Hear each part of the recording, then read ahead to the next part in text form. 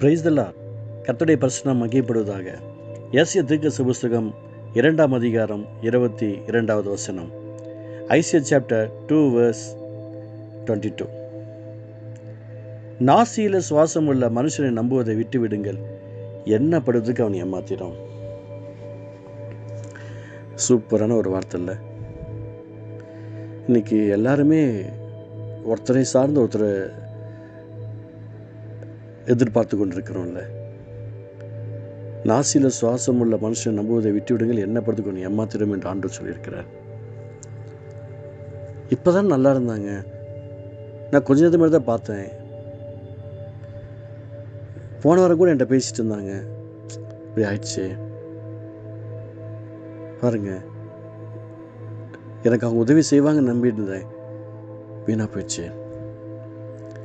நம் நம்பிக்கை கர்த்தர் மேலே இருக்கட்டும். உலகத்து ஜனங்கள் எத்தனையோ பேர் மனுஷர்களை நம்பி தான் வாழ்ந்துட்டுருக்காங்க. பிஸ்னஸ் பண்ணுறவங்க ஃபினான்ஸ், யார் ஃபைனான்ஸ் கொடுக்குறாங்களோ அவங்கள நம்பி வாழ்ந்துட்டுருக்காங்க. நான் உங்களுக்கு சொல்கிறேன், இயேசுவின் நாமத்தினால நம்முடைய நம்பிக்கை ஆண்டவர்கிட்ட இருக்கட்டும், கர்த்தர்கிட்ட இருக்கட்டும். ஒருத்தர் என் மேலே ரொம்ப பாசம் உள்ளவர். என்னை பாஸ்டர்னு கூப்பிட மாட்டார், பிரதர்னு கூப்பிட மாட்டார், ஃபாதர்னு தான் கூப்பிடுவார். எப்பயுமே அவர் ஃபாதர்னு கூப்பிடுவார். சரி, அவர் கூப்பிட்டு போட்டும், நான் பிள்ளைக்கு ஃபாதர் தானே அப்படின்னு சொல்லி நானும் கம்முன்னு விட்டுட்டேன். என்ன ஆயிடுச்சு, என் மேலே தனிப்பட்ட ஒரு பாசம். பெரிய கடனில் இருந்தார், அவருடைய தேவைகள்லாம் கர்த்தர் சந்தித்தார், கடன் அடைக்கப்பட்டது. எனக்கு அவர் உதவி செய்யணும்னு அவருக்கு எனக்கு ஒரு ஆசை, அவருக்கு என் மேலே அப்படியேப்பட்ட ஒரு ஆசை. என்னை ரொம்பவும் நேசிப்பார், என் மேலே அவ்வளோ பாசமாக இருப்பார். எனக்கு இந்த லாக்டவுன் டைமிங்கில் நான் பெங்களூரில் இருந்தேன்.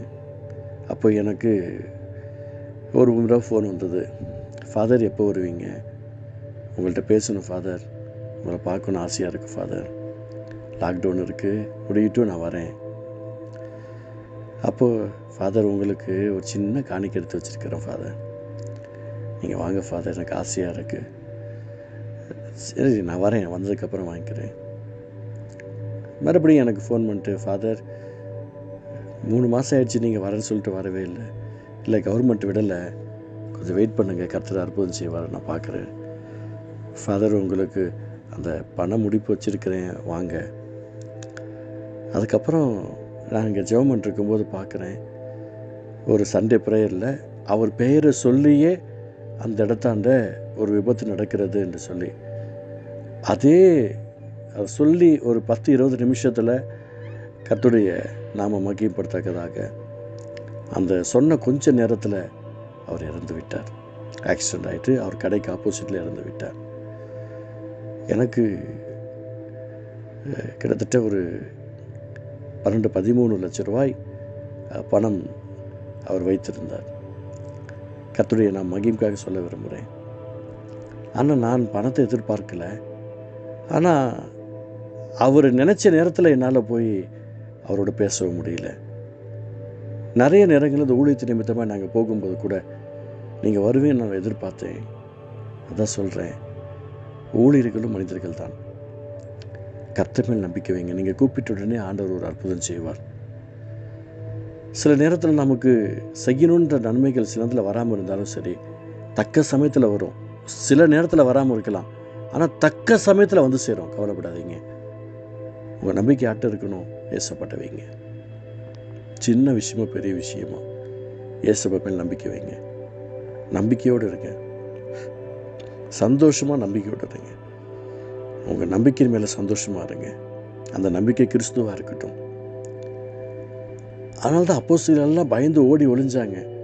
ஏன்னா அவர் மனுஷகுமாரனாக இருந்தார், தேவகுமாரனாக ஆண்டவரால் எடுத்துக்கொள்ளப்பட்டார்.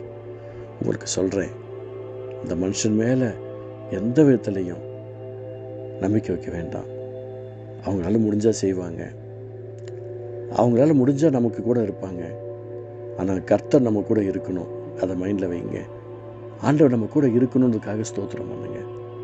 இந்த நாளளவும் ஒவ்வொரு நாளும் என்னை விசேஷமாக வித்தியாசமாக நடத்திக்கிட்டு இருக்கிறார். உங்களை நடத்துவார். நீங்கள் ஆஸ்வதிக்கப்படுவீங்க. நீங்கள் அற்புதத்தை பார்ப்பீங்க, அதிசயத்தை பார்ப்பீங்க. உங்கள் லைஃப்பில் பெரிய காரியங்கள் நடக்கும். ஏன் தெரியுங்களா? நீங்கள் கர்த்தர் மேல் நம்பிக்கை வைக்கிறதுனால. உங்கள் சர்டிஃபிகேட்டையோ இல்லை எந்த மனுஷன் மேலேயோ எந்த கம்பெனி மேலேயோ நிர்வாகத்து மேலேயோ வைக்க வேண்டாம். எனக்கு இவங்க வேண்டப்பட்டவங்க நம்பிக்கை வைக்க வேண்டாம். கர்த்தர் மேலே நம்பிக்கை வைங்க. நீங்கள் நல்லா இருப்பீங்க. அன்பு தகப்பனே, இந்த வார்த்தை மூலமாக உங்களுடைய பிள்ளைகளை ஆசீர்வதிப்பதற்கு ஸ்தோத்திரிக்கிறேன். கிருபை தாங்கட்டும். பெரிய காட்சி மேஸ்மல்ல பிதாவே. ஆமென், ஆமென்.